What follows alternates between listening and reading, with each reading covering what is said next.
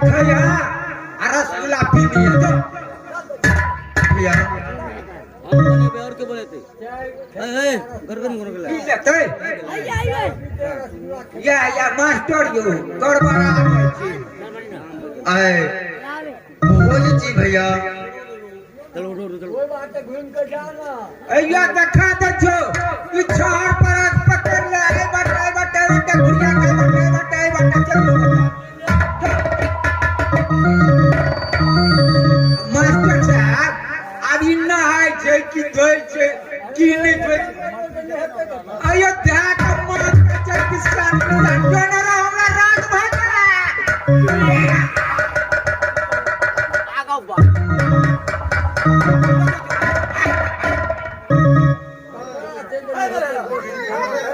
जा ओने जा बात में चल जा ओले घूम कर जो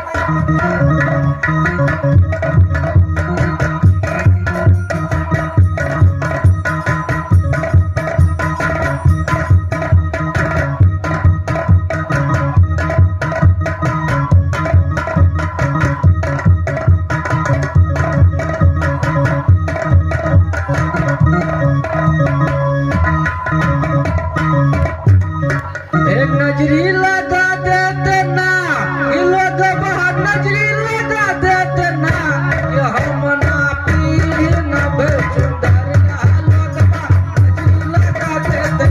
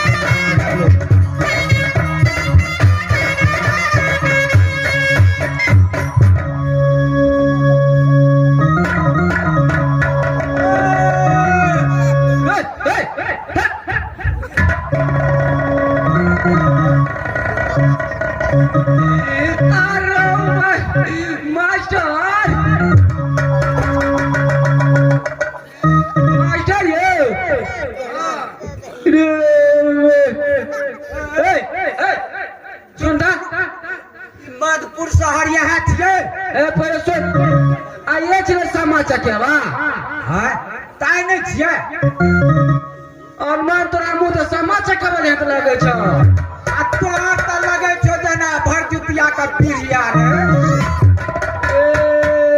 हे की मारबो ना नाक से तुनका हटा देबो मार बसिया मार पीगी फूल जतो बसिया मार हटा मार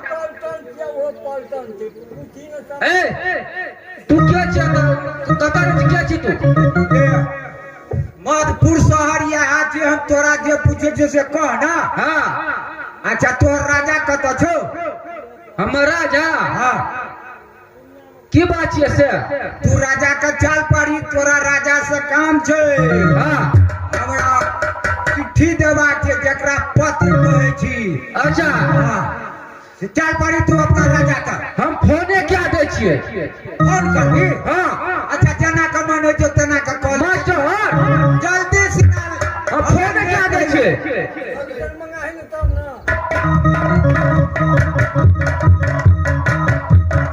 बंद कर मास्टर मोबाइल तो ठीक है छो कने स्क्रीन भांग गेल छे मास्टर ये हमरा ससुराल में तेरा हमरा कन्या का और ये लोग का मां जो भिस्को मार के जो भिस्को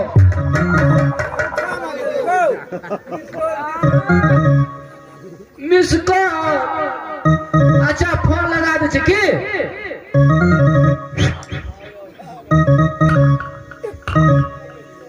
हेलो हेलो हेलो मालिक हो अरे बोलो क्या बात है बहुत जल्दी आ मानो जुलूम भागल है वहां फूट गला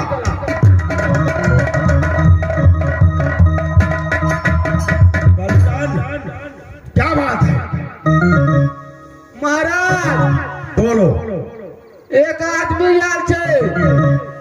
एक आदमी आया हुआ है। हाँ अरे सब तो दिया है, तो एक आदमी क्या होता है? महाराज पत्रा लगिया छे, पत्रा लगा। अच्छा अच्छा, तो पात्र तो हो, जो पात्र लेकर के आए हैं। क्यों नहीं? कहाँ है वो? बुलाओ उनको।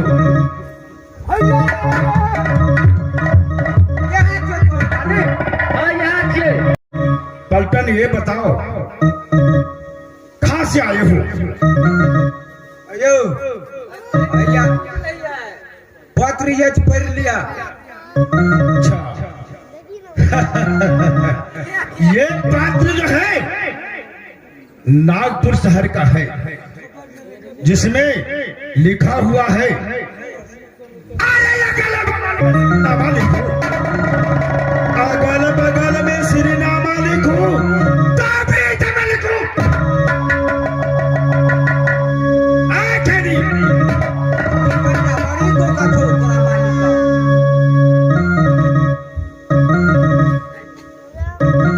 जमा लिखो गंगा माए, पहला सलामी राजा बोधकर का लिखो।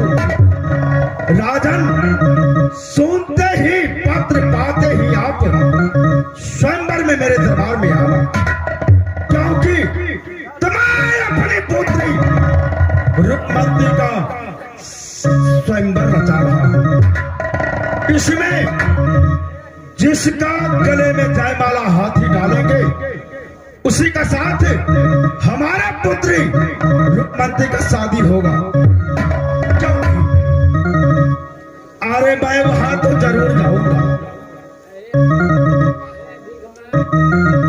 अरे देख सुरतिया प्रेमी सब याजू हो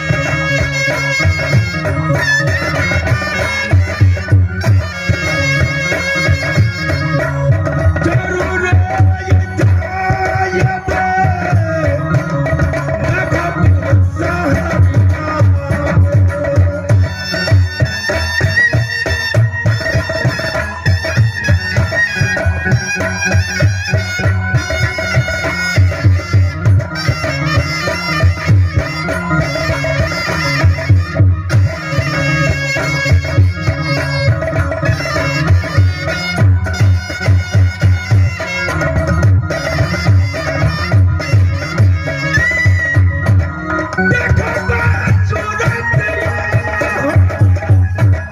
जादू होया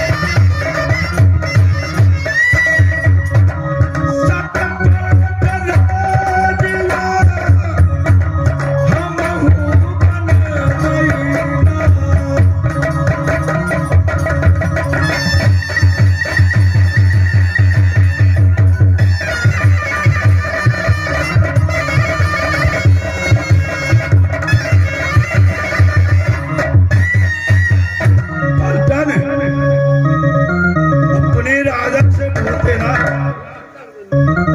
राजा मधुकर ने आपका पत्र स्वीकार कर लिया है।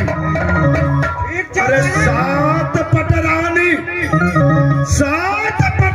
मधुकर मधुपुर शहर में राजा मधुकर का है, क्यों नहीं मारा? लेकिन आठवां में सती रुक्मती का सूरत देखूंगा। क्यों नहीं पलटन ठीक है तुम जाओ, क्यों नहीं अरे बाटमा जो गोबर तो फेंक दिया जो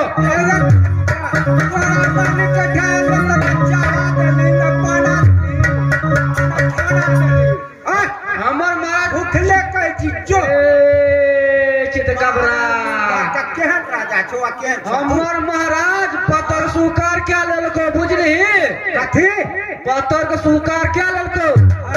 अब तू चल जो गोबर तो फेंक दिए ओ से बांस वाला ठीक है। हाँ अच्छा तू तेरा हम जाय छियो के जो केना चल जो जाय छियो ए जाय छियो जो ना अब चलिए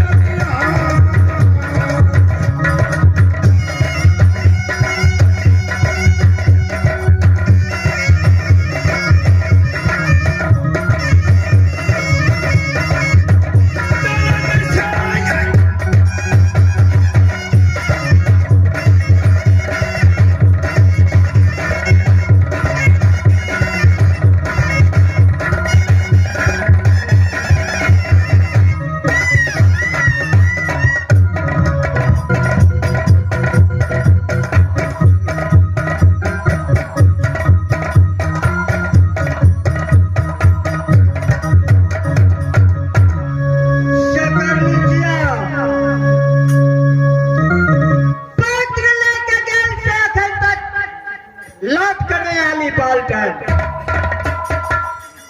ला ला ला ला ला ला